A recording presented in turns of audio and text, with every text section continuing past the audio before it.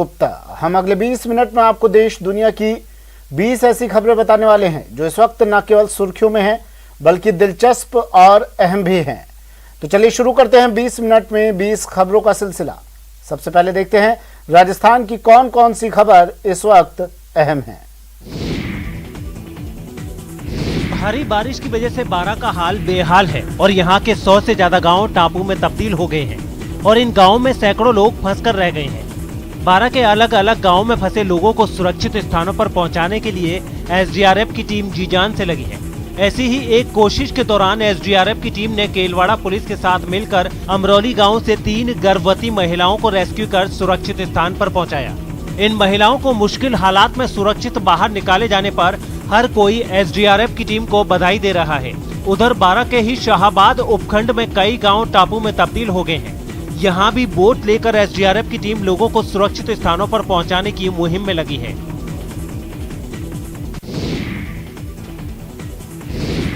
आसमान से हो रही बारिश के जमीन पर आफत बनने के बाद से कोटा में लोगों की मदद की जिम्मेदारी एसडीआरएफ जवानों ने उठा रखी है।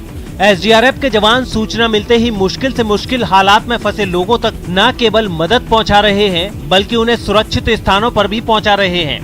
मंगलवार की शाम इटावा खातौली इलाके में पार्वती नदी में आए उफान की वजह से 27 लोग फंस गए थे, जिन्हें एसडीआरएफ की टीम ने पुलिस वालों के साथ मिलकर सुरक्षित बाहर निकाल लिया। उधर कोटा के देवली, अरब, बोरखेड़ा, अनंतपुरा, सुरसागर समेत कई इलाके जलमग्न हैं और यहाँ भी एसडीआरएफ की टीम रेस्क्यू ऑपरेशन में लगी है। कोटा में लगातार बाढ़ से हालात बिगड़ते चले जा रहे हैं और इस तरह से रेस्क्यू ऑपरेशन चलाए जा रहे हैं। कोटा का बोरखेड़ा इलाका है, कोटिल्य जो नगर है, वहां से नगर निगम की जो टीमें है वो देर रात से ही यहाँ पर जुटी हुई है और नाव के जरिए जिन घरों में पानी भरा हुआ है वहां से लोगों को सुरक्षित बाहर निकाला जा रहा है। रात से वेट कर रहे हैं भाई, पानी चढ़ रहा है जब से वेट करते रहे हैं और करीबन अब तो मकानों में भी 3-3 फुट पानी, 3-4 फुट पानी हो गया। 200 से ऊपर मतलब पर्सन व्यक्ति है जिनमें बच्चे बुजुर्ग सभी हैं, उनको भी रेस्क्यू किया गया। काफ़ी खतरा है गोताखोर टीम को भी, फिर भी हम रिस्क लेके काम कर रहे हैं और बचाव कार्य जारी रहेगा और आगे भी इसी तरह करते रहेंगे गोताखोर नगर निगम रेस्क्यू टीम। कोटा के सुल्तानपुर में बरसाती नाले में गिरी कार से लापता हुए एक शख्स का अभी तक कोई सुराग नहीं मिला है। आपको बता दें कि किशनगंज गांव के रहने वाले 5 युवक सुल्तानपुर इलाके के रेस्टोरेंट में खाना खाने निकले थे। वहां से लौटते समय धनवा गांव के पास अचानक कार के सामने एक गाय आ गई, जिसे बचाने की कोशिश में कार सड़क के नीचे उतर गई और बाद में पास के एक बरसाती नाले में गिर गई। इस हादसे में पंकज और पवन की कार में फंसकर डूबने से मौत हो गई, जबकि प्रशांत और अनूप को ग्रामीणों ने किसी तरह बचा लिया। इस हादसे में कार में मौजूद 5वां युवक केशव लापता हो गया, जिसकी अब भी तलाश की जा रही है।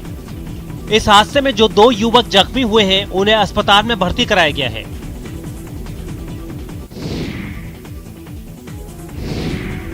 पानी की उफनती लहरों को देखकर किसी के भी होश उड़ सकते हैं। ऐसा लग रहा है जैसे ये मनमौजी पानी हर किसी को अपने आगोश में भर लेगा। उफनते उबलते पानी की ये तस्वीरें कोटा बैराज से आई हैं, जहां 1-2 नहीं बल्कि 5-5 गेटों को 5-5 फीट तक खोल दिया गया है ताकि तय मात्रा से ज्यादा पानी की निकासी की जा सके। इन 10 गेटों से 60,440 क्यूसेक पानी निकासी की योजना है, जबकि इससे पहले कैचमेंट एरिया में अच्छी बारिश होने की वजह से सोमवार को बैराज के 2 गेट 2-2 फीट खोलकर 5,000 क्यूसेक पानी की निकासी की गई थी, जबकि मंगलवार को 3 गेट 3-3 फीट खोलकर करीब 9,970 क्यूसेक पानी की निकासी की गई थी। आपको बता दें कि जवाहर सागर बांध और चंबल कैचमेंट एरिया में पानी की अधिक आवक होने से कोटा बैराज का जल स्तर खतरे के निशान के ऊपर चल रहा है, जिसके चलते कोटा बैराज के 10 गेटों को खोला गया है।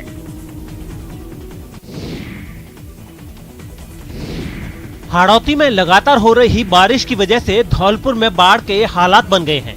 यहां से गुजरने वाली चंबल नदी का गेज लगातार बढ़ता जा रहा है। बताया जा रहा है कि चंबल का गेज मंगलवार शाम को खतरे के निशान से करीब 10 मीटर ऊपर चढ़ गया था, जिसके बाद जिला प्रशासन पहले से ज्यादा सतर्क हो गया है। आपको बता दें कि प्रशासन ने चंबल नदी के तटवर्ती सरमथुरा, बाड़ी, धौलपुर और राजाखेड़ा क्षेत्र के गाँव में अलर्ट भी जारी किया है।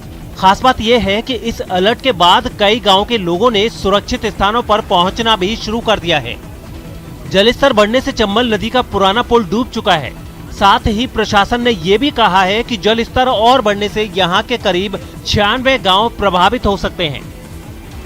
हाड़ौती क्षेत्र में लगातार हो रही बारिश से चंबल नदी का जल स्तर लगातार बढ़ रहा है और लगातार चंबल नदी के जल स्तर को बढ़ते हुए जो निचले गांव हैं, जो निचले इलाके के गांव हैं, उनको प्रशासन ने अलर्ट जारी किया है और वहीं पर अब प्रशासन की माने तो करीब 96 गांव प्रभावित होने की आशंका है और वहीं पर जिला कलेक्टर और एसपी लगातार नजर बनाए हुए हैं।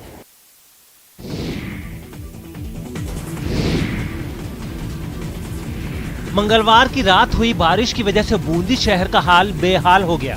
बारिश की वजह से शहर के निचले इलाकों में पानी भर गया है, जिसकी वजह से आने जाने वाले लोगों को भारी परेशानी का सामना करना पड़ रहा है। जवाहर कॉलोनी, दरे Shah colony, Mahavir colony, Shastri Nagar, police line road, बेवनवा road के साथ साथ देवपुरा, छत्रपुरा की कई कॉलोनियों में पानी भरने से हालात बिगड़ गए हैं। बताया जा रहा है कि मंगलवार की रात जैत सागर तालाब के 9 गेट खोले गए। वहीं नवल सागर तालाब भी लबालब होकर छलक रहा है। इतना ही नहीं, नेनवा रोड पर रजत गृह कॉलोनी के गेट नंबर 8 के पास बरसाती नाले में उफान की वजह से लोग मुश्किल में हैं। लंका गेट और खोजा गेट इलाके में भी पानी भरा है। शहर में पानी भर जाने की वजह से जिला प्रशासन अलर्ट मोड पर है। शाम से जो है बारिश लगातार बरस रही है, इससे अपना जैत सागर तालाब में उफान आने से मेरा गेट, मेरा बाग के पास का जो है रोड है वो टूट गया है, जिससे काफ़ी बस्ते में पानी भर गया है। जोधपुर से रिश्तों के कत्ल की एक हैरान कर देने वाली खबर सामने आई है। यहाँ एक माँ ने ही अपनी बेटी का घर उजाड़ दिया। माँ ने अपने दामाद की सुपारी देकर हत्या करवा दी। हालांकि पुलिस ने इस केस में आरोपी सास और दोनों हत्यारों को गिरफ्तार भी कर लिया है। अब तक की जांच में जो कुछ सामने आया है उसके मुताबिक आरोपी सास ने 5 लाख रुपए की सुपारी देकर अपने दामाद की हत्या करवाई थी। दरअसल 2 दिन पहले जोधपुर के सुरपुरा डैम के पास प्लास्टिक के कट्टे में एक शव बरामद हुआ था। मंडोर थाना पुलिस और एफएसएल टीम ने शव की जांच की, जिसके बाद पुलिस को ये भी पता चल गया कि मृतक का नाम विनोद ओढ़ है और वो मगजी घाटी का रहने वाला था। मृतक की शिनाख्त के बाद पुलिस ने इस ब्लाइंड मर्डर की जांच शुरू की और जांच के दौरान ये खुलासा हुआ कि विनोद की हत्या के लिए उसकी सास ग्यारसी देवी ने जब्बर सिंह राज पुरोहित और धनराज वैष्णव को 5 लाख की सुपारी दी थी। इस हत्याकांड की वजह लव मैरिज का एंगल और विनोद की आर्थिक हालत बताई जा रही है। तो इसकी सास इससे परेशान थी और उसी परेशानी की वजह से इसने जब्बर सिंह नाम के व्यक्ति को इसके बारे में बताया कि भाई ये हमारे घर वालों को और मुझे और मेरी बेटी को परेशान करता है। तो इन्होंने जब्बर सिंह को इसके संबंध में, मारने के संबंध में इसको पैसे ऑफर किए और जब्बर सिंह ने और धनराज पुरी ने मिल करके और इसकी हत्या को अंजाम दिया।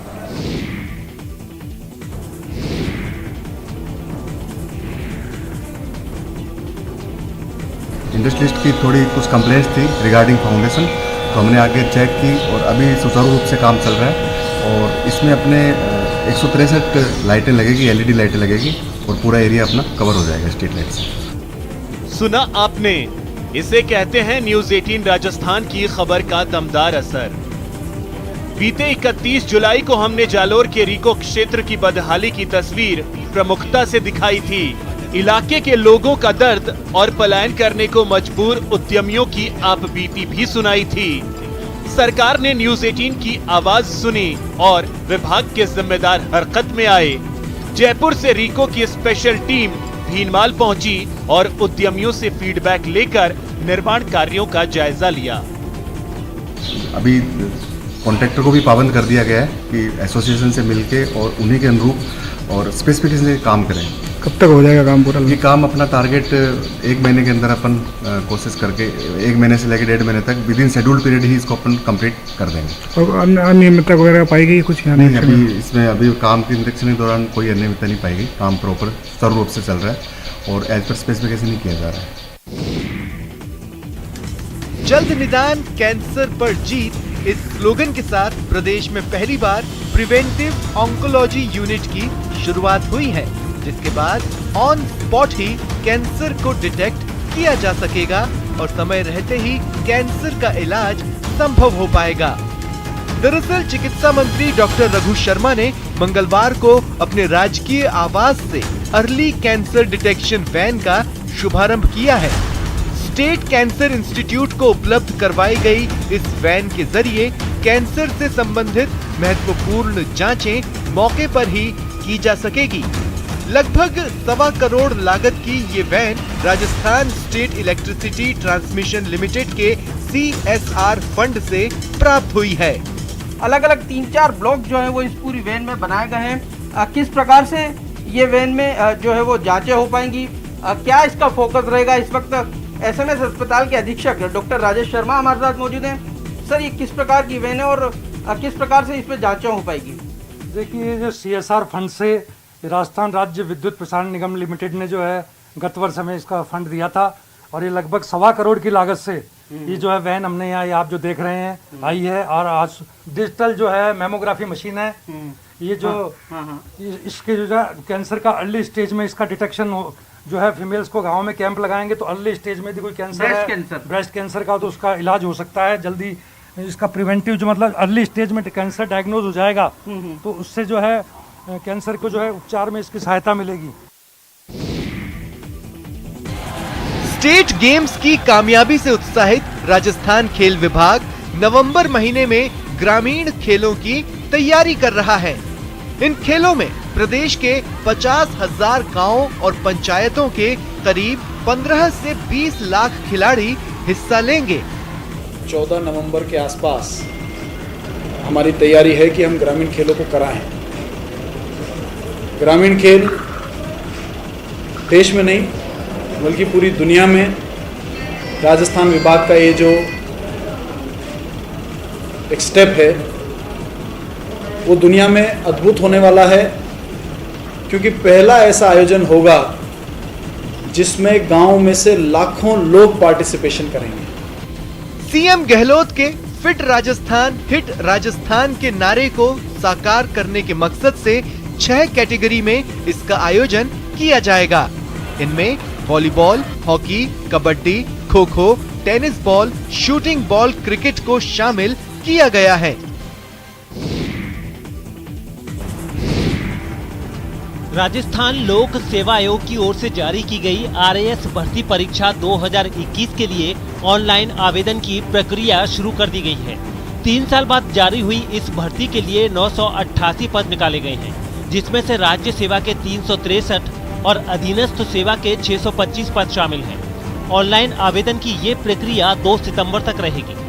बताया जा रहा है कि RAS 2021 की भर्ती प्रक्रिया में शामिल होने के लिए सामान्य उम्मीदवारों से 350 रुपए का आवेदन शुल्क भी लिया जाएगा।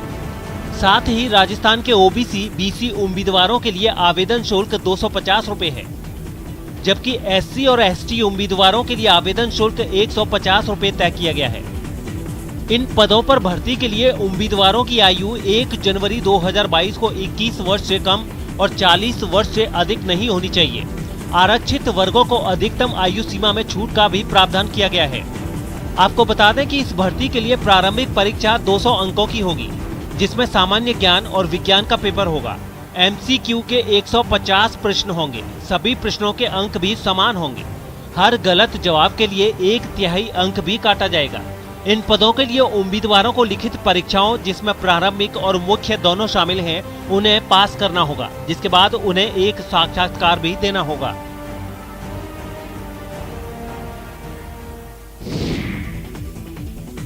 और अब देख लेते हैं कुछ अन्य राज्यों की खबरें। हरियाणा के रोहतक से हैरान करने वाली कुछ तस्वीरें सामने आई हैं। यहाँ पुलिस चौकी में घुसकर कुछ बदमाशों ने एक ही परिवार के 2 लोगों की जमकर पिटाई कर दी। बताया जा रहा है कि वो लोग वहाँ अपनी पड़ोसी की शिकायत करने पहुँचे थे। उनका कहना है कि हरियाणा पुलिस में तैनात उनके पड़ोसी ने शराब के नशे में पहले तो उनसे बदतमीजी की और जब उन्होंने उसे रोकना चाहा तो वो मारपीट पर उतारू हो गई। ये घटना 3 दिन पहले की बताई जा रही है। इसकी शिकायत लेकर वो जब पुलिस चौकी गए तो वहाँ भी उन लोगों से मारपीट की गई। इससे पहले उन बदमाशों ने उस परिवार के बाकी सदस्यों पर भी हमला किया, जिसकी तस्वीरें वहां लगे CCTV में कैद हो गई, जिनमें साफ दिखा कि कुछ लोग एक मकान के बाहर लाठियां और ईंट पत्थर लेकर पहुंचे। उन्होंने उस मकान में रहने वाले लोगों पर हमला करने के लिए कई बार उनकी तरफ ईंटें फेंकी, लाठियां बरसाईं। वो लोग खुद को बचाने के लिए घर के अंदर कैद हो गए, लेकिन फिर भी घर में घुसने के दौरान उन्हें चोटें आईं। बताया गया है कि इस हमले में 9 लोग जख्मी हुए हैं। मेरा भाई है, वो अधमरा कर रखा है, जान से मारने की अभी तक मेरे को धमकियां मिल रही है। इस हमले से पहले उसी मकान के सामने कुछ लोग एक दूसरे से बहसबाजी करते दिखे। एक पल ऐसा भी आया जब एक आदमी को धक्का दे दिया गया। बात बिगड़ती इससे पहले ही वहां मौजूद महिलाएं और दूसरे लोग बीच बचाव में उतर आए।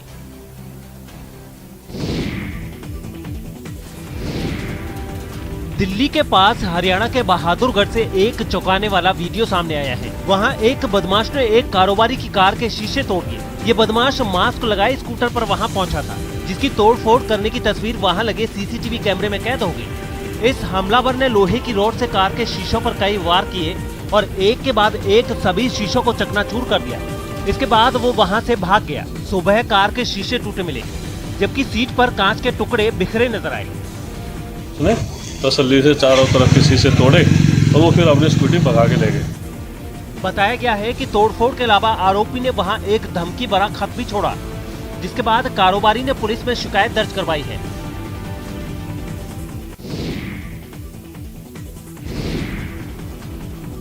उत्तर प्रदेश पुलिस का ऑपरेशन लंगड़ा अभियान जारी है। पिछले 2-3 दिनों में कुछ घंटों में पुलिस की अलग अलग जगहों पर बदमाशों से मुठभेड़ हुई। इस अभियान के तहत पैर में गोली मारकर बदमाशों को पकड़ा जाता है।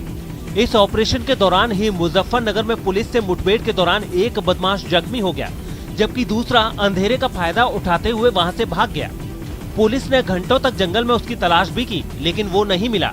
इस बीच घायल बदमाश को वहां से अस्पताल पहुंचाया गया। से एक तमंचा, 3 जिंदा कारतूस और 3 खोखे जो उसने फायर किए हैं वो बरामद हुए हैं। एक मोटरसाइकिल है बिना नंबर की। उधर हापुड़ में पुलिस की 25,000 के एक इनामी बदमाश से मुठभेड़ हुई, जिसमें वो जख्मी हो गया। पैर में गोली लगने के बाद उसे गिरफ्तार कर इलाज के लिए अस्पताल ले जाया गया। उस मर्डर में ये व्यक्ति शामिल था, आवश्यक वैधानिक कार्रवाई की जा रही। दिल्ली के पास नोएडा से भी पुलिस ने कबूतर गैंग के एक बदमाश को गिरफ्तार कर लिया। पुलिस से हुई मुठभेड़ के दौरान उसका पैर जख्मी हो गया, जिसके बाद पुलिस उसे वहां से अपने साथ ले गई।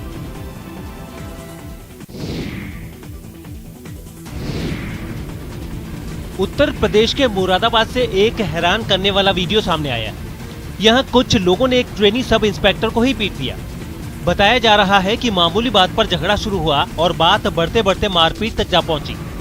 मौके पर मौजूद लोगों का कहना है कि बीच सड़क पर मोटरसाइकिल लगाकर खड़े दबंगों की बाइक को एक पुलिस वाले की स्कूटर से टक्कर लग गई।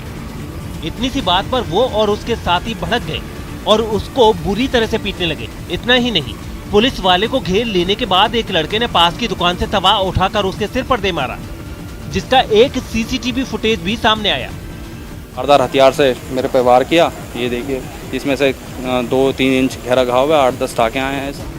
घायल सब इंस्पेक्टर का आरोप है कि दबंग रसूखदार परिवार से हैं। साथ ही उसमें एक आरोपी का पिता पुलिस महकमे में भी है, इसलिए उसकी रिपोर्ट लिखने की जगह उस पर समझौते का दबाव बनाया जा रहा है।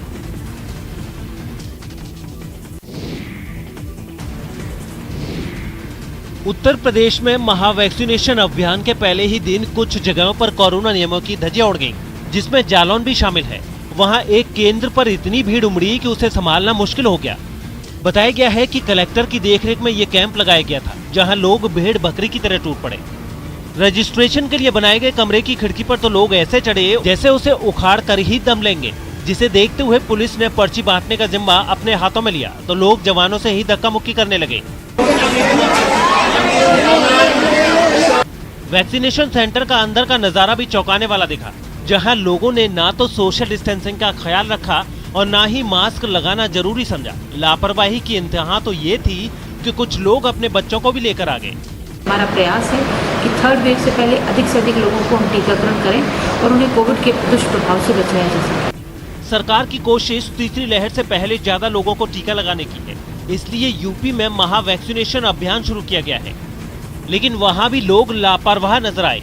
आपको बता दें कि वैक्सीनेशन लगवा चुके लोगों को भी कोरोना का खतरा है, इसलिए उनको भी नसीहत दी जा रही है कि मास्क और सोशल डिस्टेंसिंग का ख्याल जरूर रखें।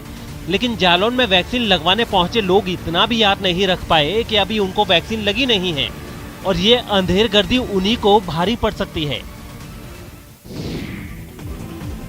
दिल्ली के रंजीत नगर इलाके से एक हैरान करने वाला वीडियो सामने आया है, जिसमें कुछ लोग एक आदमी को बुरी तरह पीटते दिखे।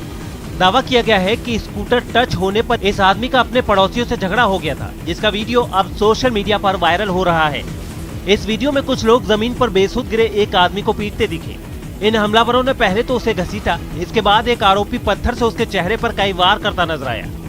पीली कमीज पहने एक आदमी ने तो उसकी छाती पर लात भी मारी।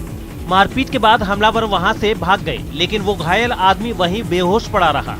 हालांकि इस मामले में पुलिस ने आरोपियों की पहचान कर उनके खिलाफ केस भी दर्ज कर लिया है।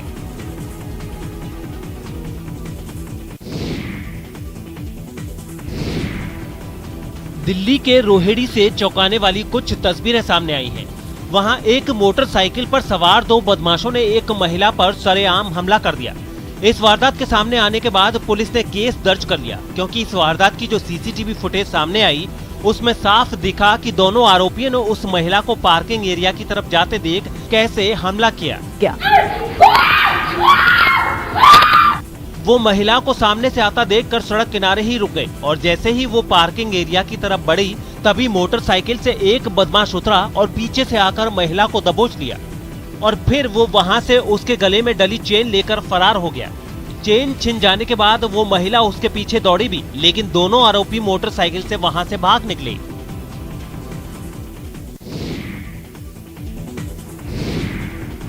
बिहार में लगातार हो रही बारिश लोगों के लिए भारी मुसीबत लेकर आई है। जगह जगह भर चुके पानी ने यहाँ के लोगों का हाल बेहाल कर दिया है। पटना से सटे धनरुआ इलाके की ये तस्वीरें देखकर आपको अंदाजा हो गया होगा कि बिहार से बाढ़ किस कदर बदहाल हो रहा है। यहाँ के दरदा नदी पर बने बांध के टूट जाने से हालात काबू से बाहर जाते नजर आ रहे हैं। पूरे गांव में कमर तक पानी जमा हो गया है। लोग अपने बच्चों को डूबने से बचाने के लिए कंधों पर लेकर गांव से निकल रहे हैं, क्योंकि उनके घरों में अब पानी ने जगह बना ली है और दिल और दिमाग पर दहशत का कब्जा है। 1 दर्जन से ज्यादा ऐसा गांव है जहां पर कमर तक पानी पहुंच गया है और ऐसे में अगर पानी और बढ़ा तो परेशानियां और बढ़ जाएंगी। गांव में पानी इस कदर बढ़ा है कि बचाव के लिए आई मशीनों तक इसमें डूबी नजर आई। लोग पैदल तैरकर या टायर ट्यूब के जरिए जैसे भी हो सके सुरक्षित ठिकानों तक जाने की कोशिश कर रहे हैं। कुछ ऐसे ही हालात पटना के पास के दूसरे इलाकों के भी हैं। वहां तो पानी ने ऐसी दस्तक दी है कि लोगों के घरों तक वो घुसा चलाया, जबकि खेत खलिहानों पर भी उसका कहर टूटा। सड़कों पर तो ट्रकों की लंबी कतार लगी जो रेंग रेंग कर आगे बढ़ने को मजबूर हैं। राजधानी पटना में इस सैलाब से निजात मिलती भी नजर नहीं आ रही है, क्योंकि यहाँ गंगा खतरे के निशान को पार कर चुकी है।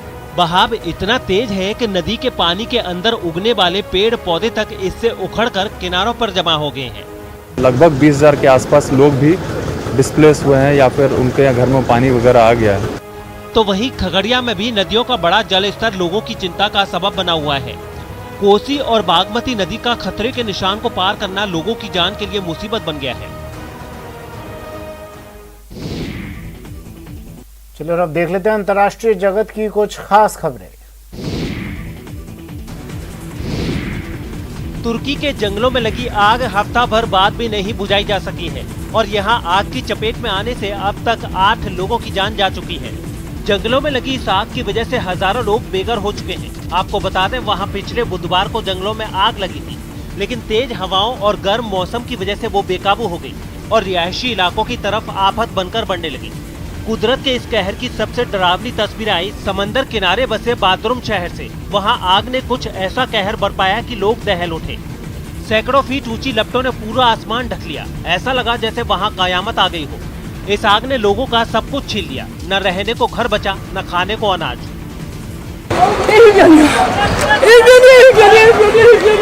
डरे सहमे लोग अपना घर बाहर बचाने की कोशिश में जुट गए, लेकिन आग इतने बड़े इलाके में फैली थी कि दमकल कर्मी भी कम पड़ गए। मजबूरी में लोग खुद ही आग बुझाते नजर आए। जिसको जो मिला उसी की मदद से लपटों से जूझने लगा। कुछ लोग तो झाड़ियों की मदद से आग पर काबू पाने की कोशिश करते दिखाई दिए, लेकिन जिस आग के सामने हेलीकॉप्टर तक नाकाम साबित हो गए हों, भला उसका ये झाड़ियाँ क्या कर लेती। çok daha kötü olabilirdi. Hiçbir şekilde आग में बर्बाद हो चुके लोग फूट फूट कर रोते दिखाई दिए। जब आग को आगे बढ़ने से नहीं रोका जा सका तो जान बचाने के लिए घर छोड़ना मजबूरी बन गया। सैकड़ों की तादाद में लोग अपना परिवार लेकर सुरक्षित ठिकानों की तरफ जाते हुए दिखाई दिए। नेटवर्क 18 फेडरल बैंक संजीवनी गाड़ी भारत के कोविड प्रभावित जिलों में जा रही है। वैक्सीन के लिए जागरूकता फैलाने की हमारी इस मुहिम को आप भी अपना सहयोग दीजिए। चलिए आपको दिखाते हैं संजीवनी गाड़ी अब तक कहां कहां गई और आज कहां है।